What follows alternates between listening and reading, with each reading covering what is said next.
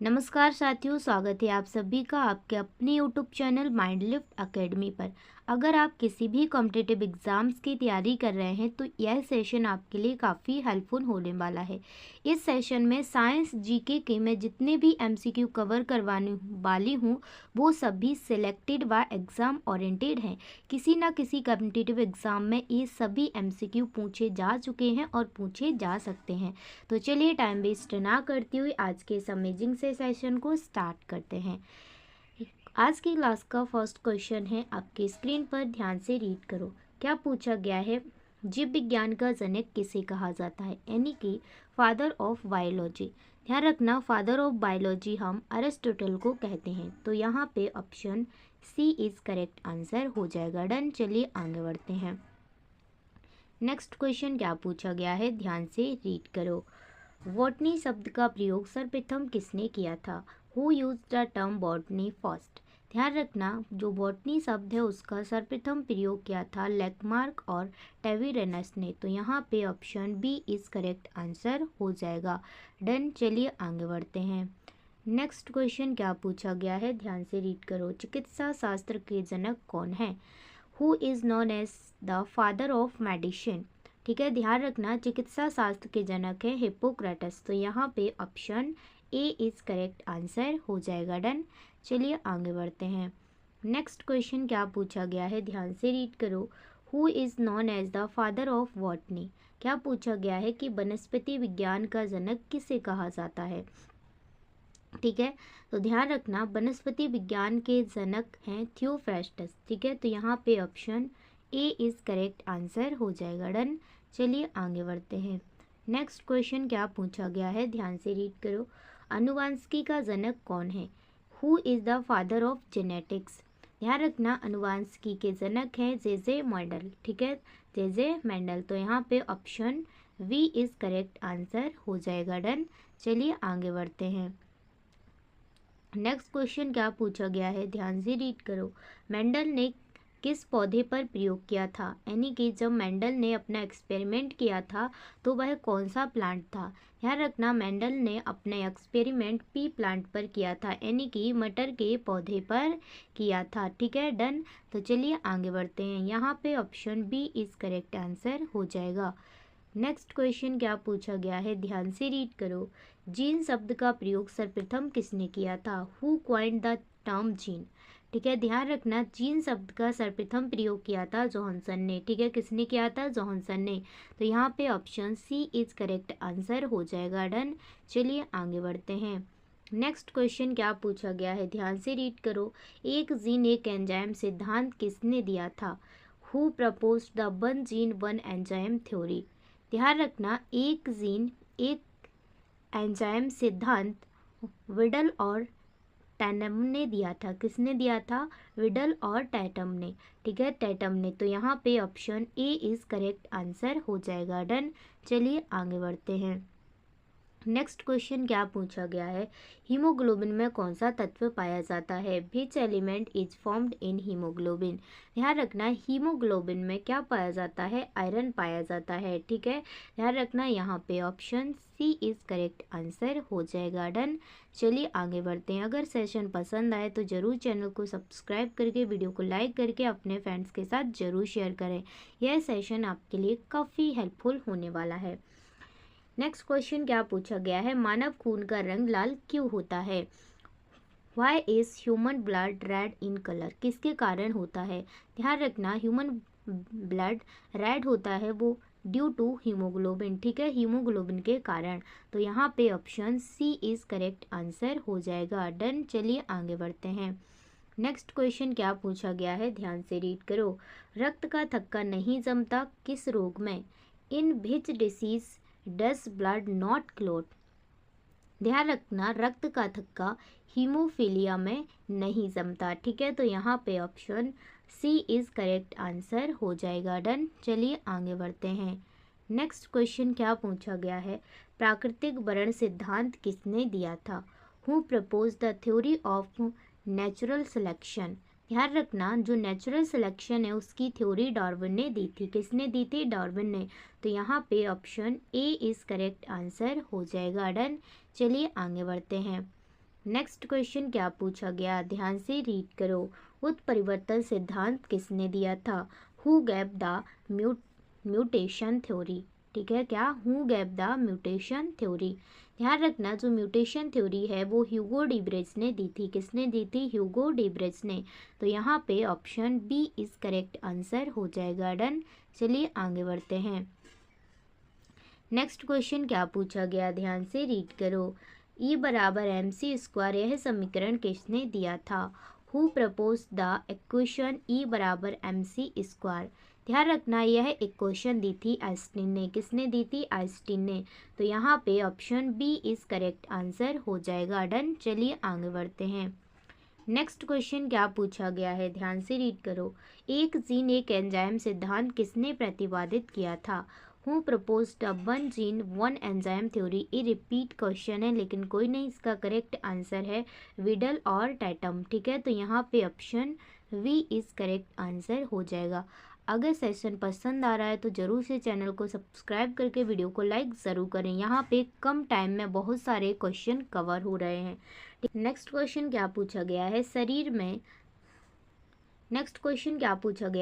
में रक्त को जमने से कौन सा प्रोटीन रोकता है? विच protein prevents clotting of blood in the body. ध्यान रखना, शरीर में रक्त को जमने से हेपेरिन प्रोटीन रोकता है। ठीक है, तो यहाँ पे option C is correct answer हो जाएगा। डन। चलिए आगे बढ़ते हैं। नेक्स्ट क्वेश्चन क्या पूछा गया, ध्यान से रीड करो। हेपेरिन का निर्माण किस अंग में होता है? Heparin is produced in which organ. ध्यान रखना, हेपेरिन का निर्माण यकृत में होता है, यानी कि लीवर में। तो यहाँ पे option B is correct answer हो जाएगा। डन। चलिए आगे बढ़ते हैं। नेक्स्ट क्वेश्चन क्या पूछा गया, ध्यान से रीड करो। रक्त का अध्ययन क्या कहलाता है? क्या पूछा गया है, रक्त का अध्ययन क्या कहलाता है? What is the study of blood cold.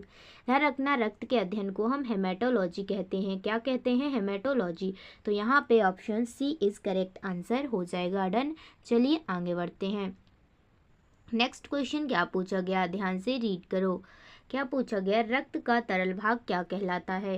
यानी जो ब्लड में जो लिक्विड पार्ट होता है उसको क्या कहते हैं? ध्यान रखना, जो ब्लड में लिक्विड पार्ट होता है उसको हम प्लाज्मा कहते हैं। ठीक है, क्या कहते हैं? प्लाज्मा कहते हैं, जो कि 55% प्रेजेंट होता है। डन। चलिए आगे बढ़ते हैं। नेक्स्ट क्वेश्चन क्या पूछा गया है, प्लाज्मा में जल का प्रतिशत कितना होता है? यानी कि जो लिक्विड पार्ट होता है ब्लड में प्लाज्मा, उसका ब्लड में जो परसेंटेज है वाटर का, ठीक है, उसके अंदर प्लाज्मा में जल का परसेंट है वो कितना होता है? ध्यान रखना, 90% प्रेजेंट होता है। तो यहाँ पे option C is correct answer हो जाएगा। डन। चलिए आगे बढ़ते हैं। नेक्स्ट क्वेश्चन क्या पूछा गया है, रक्त का कितना प्रतिशत भाग प्लाज्मा होता है? What percent of blood is plasma. ऊपर बताया था कितने परसेंट? 55%। ठीक है, तो यहाँ पे option B is correct answer हो जाएगा। डन। चलिए आगे बढ़ते हैं। नेक्स्ट क्वेश्चन क्या पूछा गया है, ध्यान से रीड करो। ब्लड बैंक किसे कहा जाता है? यानी कि which organ is called the blood bank. ध्यान रखना, ब्लड बैंक हम स्प्लीन को कहते हैं, यानी कि प्लीहा को। ठीक है, जिसे हम तिल्ली भी कहते हैं। ठीक है, ध्यान रखना। तो यहाँ पे option B is correct answer हो जाएगा। डन। चलिए आगे बढ़ते हैं। नेक्स्ट क्वेश्चन क्या पूछा गया है, ध्यान से रीड करो। आरबीसी का शमशान किसे कहा जाता है? यानी शमशान यानी कि which organ is the graveyard of RBC. ध्यान रखना, आरबीसी का शमशान यानी ग्रेवयार्ड हम स्प्लीन को कहते हैं। ठीक है, तो यहाँ पे option B is correct answer हो जाएगा। डन। चलिए आगे बढ़ते हैं। नेक्स्ट क्वेश्चन क्या पूछा गया है, ध्यान से रीड करो।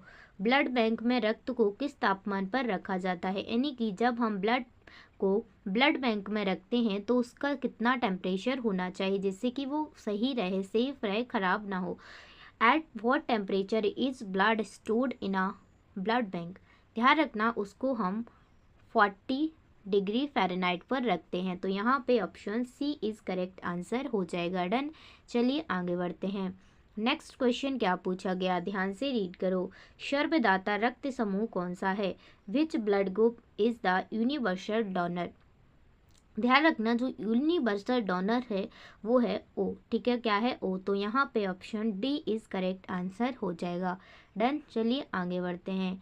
नेक्स्ट क्वेश्चन क्या पूछा गया है, सर्वग्राही रक्त समूह कौन सा है, यानी यूनिवर्सल रेसिपिएंट कौन सा है। ध्यान रखना जो यूनिवर्सल रेसिपिएंट है वो है ए बी, ठीक है, ध्यान रखना, तो यहाँ पे option C is correct answer हो जाएगा। डन, चलिए आगे बढ़ते हैं। नेक्स्ट क्वेश्चन क्या पूछा गया है, RH फैक्टर किससे संबंधित है, यानी RH factor is related to. ध्यान रखना RH फैक्टर ब्लड से संबंधित है, ठीक है, तो यहाँ पे option C is correct answer हो जाएगा। चलिए नेक्स्ट क्वेश्चन क्या पूछा गया है, RH फैक्टर की खोज किसने की थी, हु डिस्कवर्ड RH फैक्टर। ध्यान रखना RH फैक्टर की खोज है वो की थी लैंड स्टीनर एवं बिनर ने, ठीक है, तो यहाँ पे option B is correct answer हो जाएगा। डन, अगर सेशन पसंद आ रहा है तो ज़रूर से चैनल को सब्सक्राइब करके वीडियो को लाइक करें और अपने फ्रेंड्स के साथ ज़रूर शेयर करें।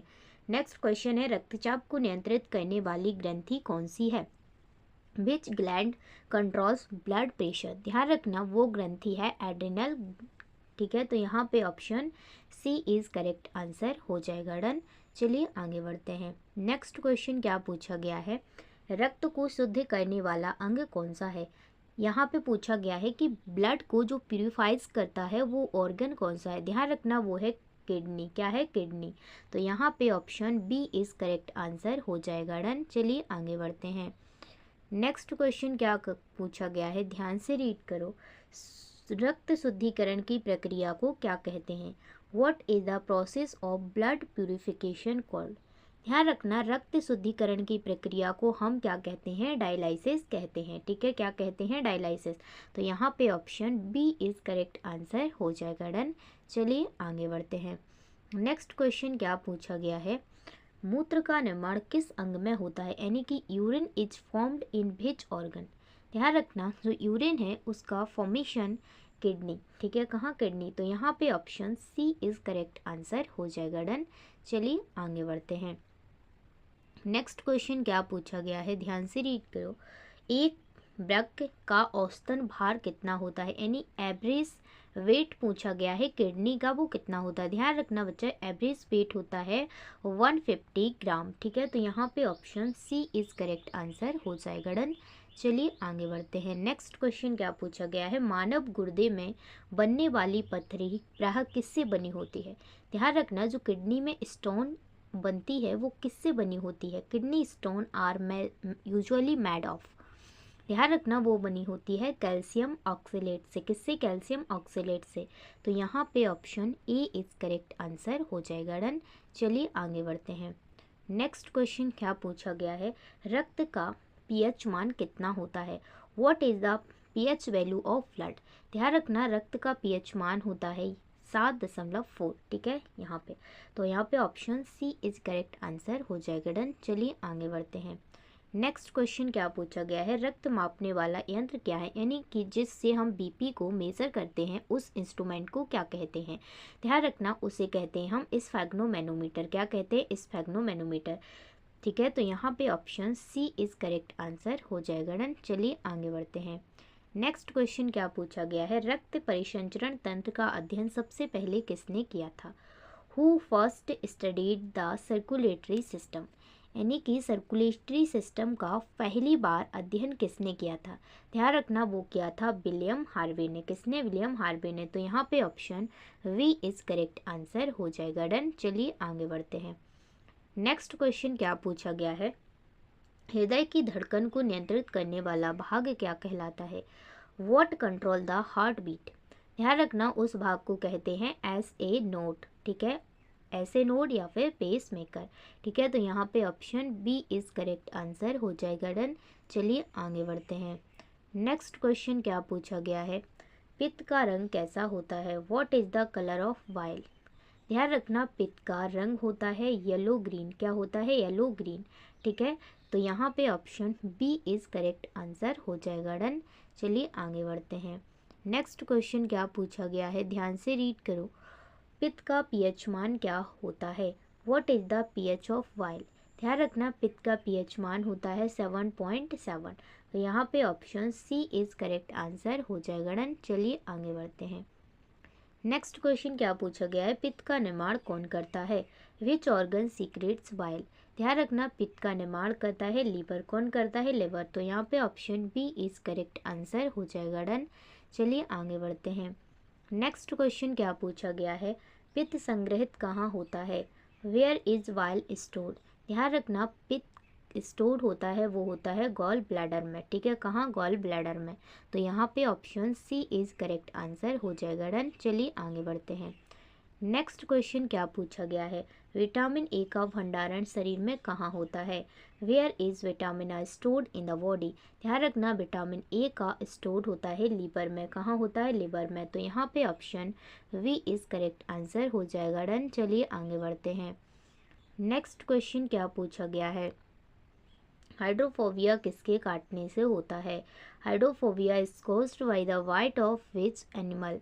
ध्यान रखना, हाइड्रोफोबिया डॉग के काटने से होता है। किसके? डॉग के। तो यहाँ पे option C is correct answer हो जाएगा। डन। चलिए आगे बढ़ते हैं। नेक्स्ट क्वेश्चन क्या पूछा गया, हाइड्रोफोबिया किसके द्वारा होता है? Hydrophobia is caused by which organism? ध्यान रखना, हाइड्रोफोबिया है वो वायरस से होता है। ठीक है, तो यहाँ पे option B is correct answer हो जाएगा। डन। चलिए आगे बढ़ते हैं। नेक्स्ट क्वेश्चन क्या पूछा गया है, ध्यान से रीड करो। विषाणुओं की खोज किसने की थी? यानी कि हु डिस्कवर्ड वायरस? ध्यान रखना, जो वायरस है उनकी खोज की थी इवानोस्की ने। किसने? इवानोस्की ने। तो यहाँ पे option C is correct answer हो जाएगा। डन। चलिए आगे बढ़ते हैं। नेक्स्ट क्वेश्चन क्या पूछा गया है, विषाणुओं का अध्ययन क्या कहलाता है? What is the study of viruses called? ध्यान रखना, विषाणुओं के अध्ययन को हम क्या कहते हैं? वायरोलॉजी कहते हैं। तो यहाँ पे option C is correct answer हो जाएगा। डन। चलिए आगे की सेशन को हम यहीं पर एंड करते हैं। अगर क्लास पसंद आई हो तो ज़रूर से चैनल को सब्सक्राइब करके वीडियो को लाइक करें, और अगर चैनल पर नए हैं तो चैनल पर जुड़े रहें। यहाँ पर daily very most important question cover करवाती हूँ। अगर आप किसी भी कॉम्पिटिटिव एग्ज़ाम की तैयारी कर रहे हैं, खासकर साइंस के, यहाँ पर मैं सभी मोस्ट इम्पोर्टेंट एमसीक्यू कवर करवाती हूँ। ठीक है, तो इस चैनल से ज़रूर जुड़े रहें। Thank you for this watching video. पढ़ते रहिए, हमेशा मेहनत ज़्यादा करो अगर कुछ भी अचीव करना है लाइफ में। ठीक है, किसी ने बड़े कमाल की बात कही है कि माँ तेरे पसीने की हर एक बूंद को मोती जैसा चमकाऊंगा या चमकाऊंगी। माँ तू सपने बड़े देखना, तेरा बेटा ये बेटी करके दिखलाएगा। मैं कहती हूँ बस किसी को खुश मत करो, और कोई खुश होगा भी नहीं तुमसे। सिर्फ अगर आपको किसी को खुश करना है, कोई इस धरती के देवी देवता हैं, तो वो आपके पेरेंट्स हैं। पेरेंट्स को खुश करो, फिर आपको दुनिया को खुश करने की बिल्कुल भी ज़रूरत नहीं है। ठीक है, इसलिए मेहनत करो, हमेशा अपने गोल से प्यार करो, हमेशा उसके लिए मेहनत करो। Love you all. मिलेंगे कल, तब तक के लिए जय हिंद, जय भारत, वंदे मातरम।